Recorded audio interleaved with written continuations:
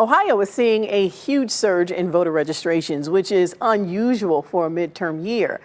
But it's the increase in women registering to vote that's making headlines across the country, and now we're seeing proof of that right here in Ohio.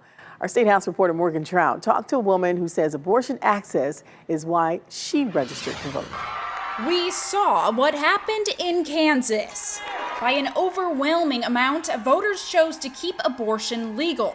And some Ohioans are hopeful they can use the overturning of Roe v. Wade to mobilize voters.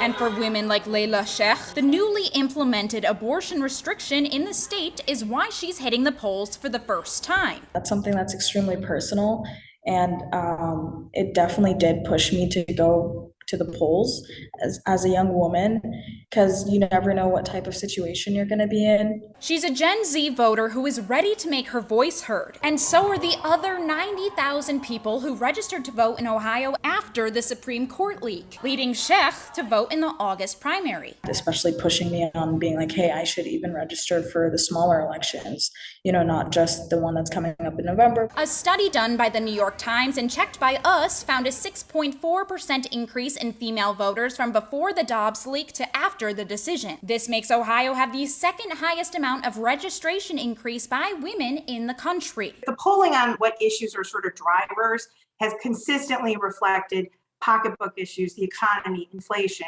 gas prices.